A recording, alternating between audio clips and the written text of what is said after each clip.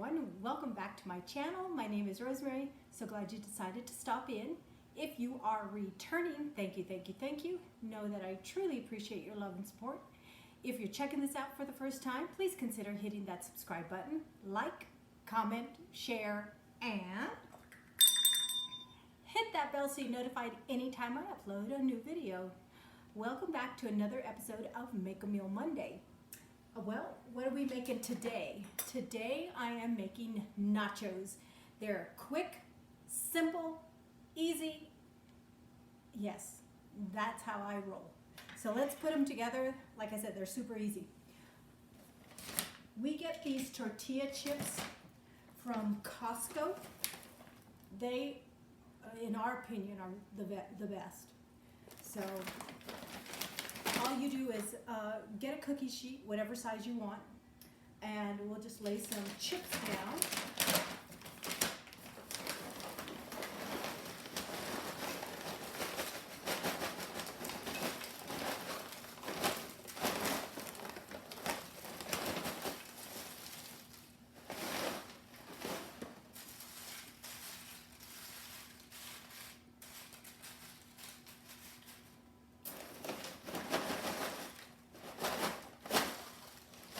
Okay, I kind of want an even layer.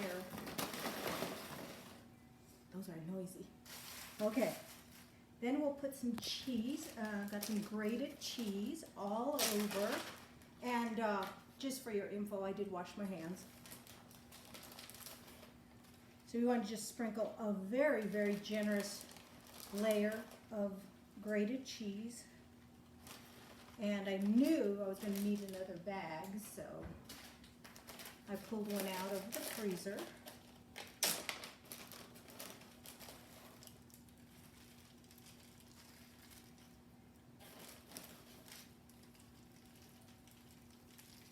I mean, that's what nachos are, is a lot of cheese.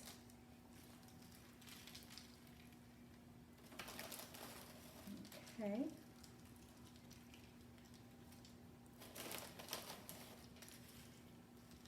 All right. We'll set that aside because we're going to be adding more cheese.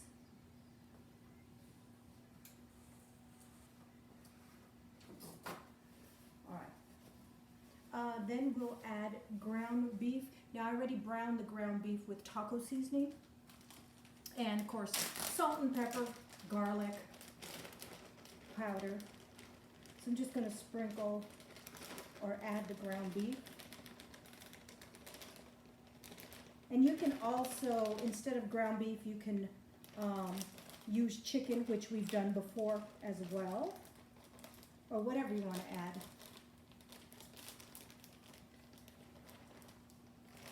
Okay. Use this and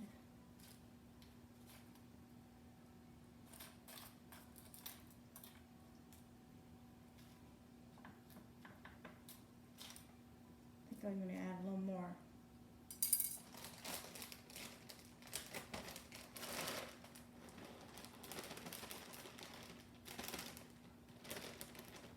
Okay.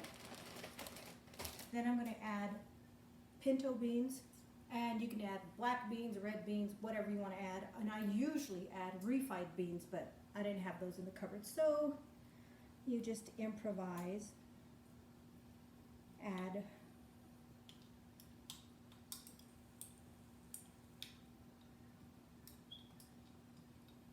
those. I could have used a second can, but that's okay. Then I'm going to add some fresh onions.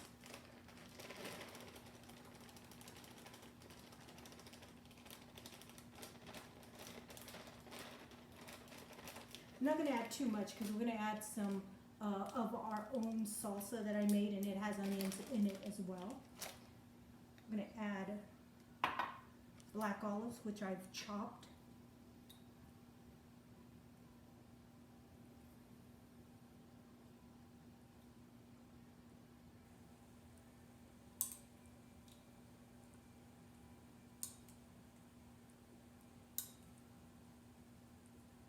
I'm going to add the whole thing because I don't know what I'd do with the leftovers. Well, I do, but let's just use them all up. Okay, black olives. Also going to add jalapenos. I'm going to add jalapenos. Should have opened this ahead of time. There you go. Wow, these smell so good. And I'm trying to be careful because I don't want to splash it in my eyeball. Of course, you can add these afterwards too, but you know.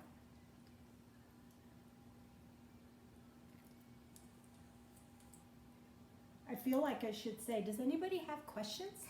Of course, if you do, leave them in the comment section. I love to answer questions.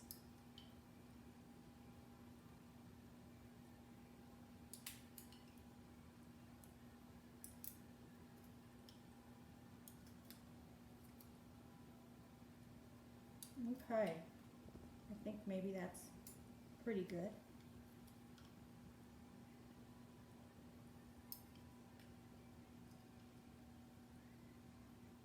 Oh man, that fell on the floor. It's going to stay there. Okay. I'm also going to add our salsa that we made, and it's roasted green chili, diced petite tomatoes, onions, garlic powder, salt. And there's a video that I did making the salsa some time back, so if you're interested in that, go check that out. And this smells awesome. And I'm just going to add that on top. So these are really kind of loaded nachos. So it's good for a group, you know, if you're having a party.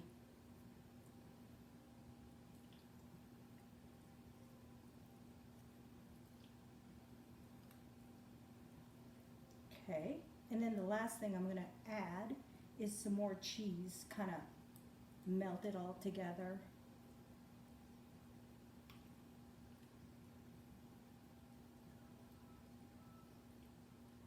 Okay, wow, this smells awesome. Okay, I'm going to put that there and find my lid to that so that doesn't get... Okay, and then I'll add the cheese and then we'll stick it in the oven. The oven is set at 425, and you just want to leave it in there until everything is melted because it's already cooked. Everything's cooked, so.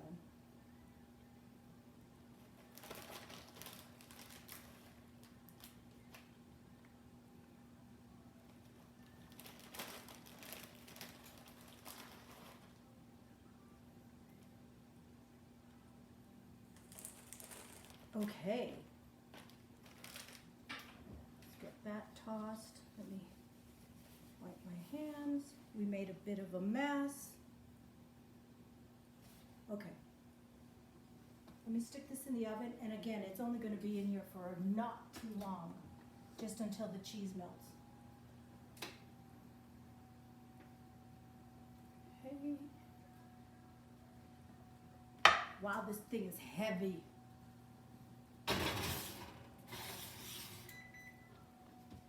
Okay, so while the cheese is melting, I know a lot of you really appreciated the information I shared with you about the time I spent at culinary school. So I thought I'd pull that book out because, you know, I don't look at that book too often, and I don't, you know, yeah, kind of forget what stuff is in it. It was kind of like a little portfolio book. So I thought I'd show you some other pages I have in here that I was looking at it and I'm like, oh, how fun, okay. So, and I'll pull the pages out so you don't have the glare. But this was my picture with my, well, I thought I was gonna do that. This is my picture with my chef's hat, my chef jacket, and you can see a little bit, I have my thermometer on on my pocket there.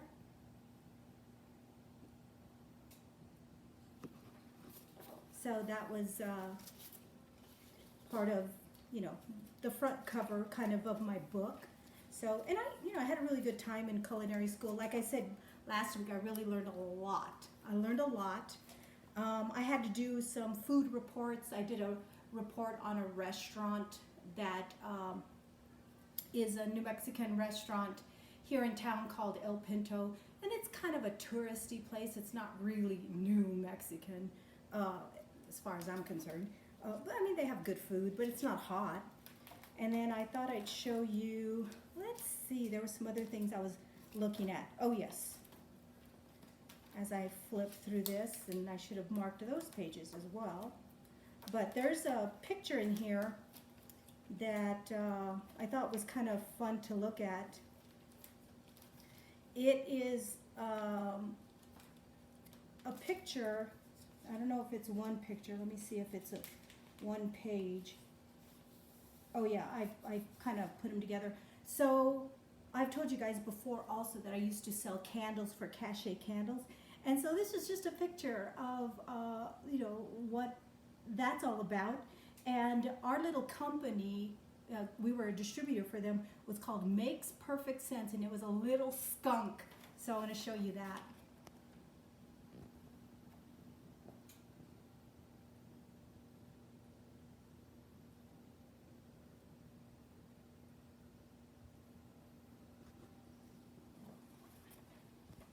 So that was fun, and I do appreciate really good quality candles, you know, because they were really high-end quality candles. So that was something I included in there. I wanted to show you this. When I was a kid, my dad had me involved in all sorts of activities. One of the activities that he had me involved with was a sport called beep baseball. That's B-E-E-P, baseball. There was a team here in Albuquerque, and I was part of that team. We traveled all over the United States, and we participated in tournaments and World Series championships. And what it is, it's baseball for the blind. And I was the only girl on the team, and the guys were a lot older than I, probably, I don't know, 15 years older than me, but I really wanted to play, and they said, well, if you want to, you know, play and you want to hit the ball and all that, you better, you know, play like the guys. And so I learned how to play like the guys. And we traveled all over the United States, from San Francisco, Colorado, Arizona, Texas, all the way to upper state New York, and it was just a blast, a real fun time in my life. Now, I don't know if you'll be able to see it. It might have a little bit of a glare, but this is a newspaper article that I was in, and I'm batting, and I want to see, oh no, my dad was one of the catchers, and I thought that might have been him, but it's not. But this is me batting. And you're probably wondering, why are you blindfolded? Well, everybody is blindfolded when you play this game, when you play this sport. Because it gives everybody an equal opportunity, because some that play this sport are totally blind. So those of us that are partially blind wore eye masks. And so that made it all equal. And you learned how to play. The ball beeped. It was about that size, quite heavy because it had a beeping mechanism inside, and it was heavy. And the bases, you either ran to first base or third base. So when you hit the ball, someone turns on either first or third base, and depending on which one was buzzing is where you went to. If you got to the base first, you made a run. If the fielders fielded the ball first, it was an out. And all the fielders were blindfolded and listening for this beeping ball. So that was a fun time in my life. I really loved playing beep ball, and you know, it was just fun. I loved traveling all over and playing, and you know, I contributed just as much as the other guys did, so it was fun. So should we take a look at the nachos and see if they're ready? I'm gonna lay these down.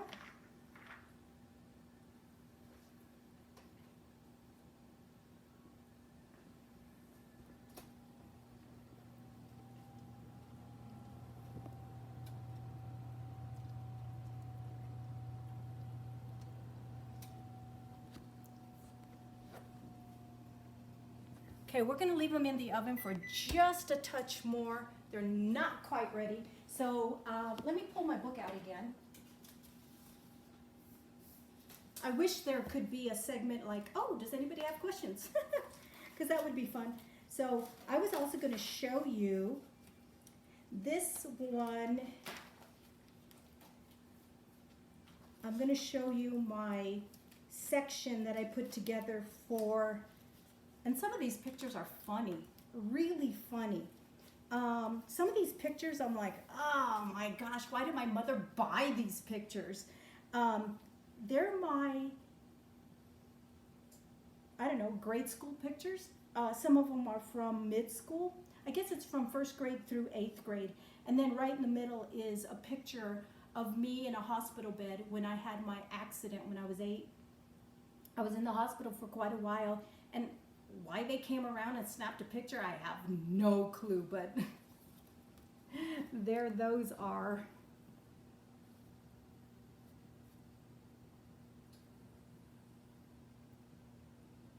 But I do remember that time in the hospital, my mother stayed with me day and night, day after day after day after day. And I remember that summer because I remember, you know, I couldn't go do anything. I had to sit still. My eyes had to be bandaged up for months. And oh my gosh, I mean, it drove me crazy, but I think it drove my mother and father crazy more. So, so that was a interesting summer. Okay. Okay, let's take the nachos out. I think they're ready.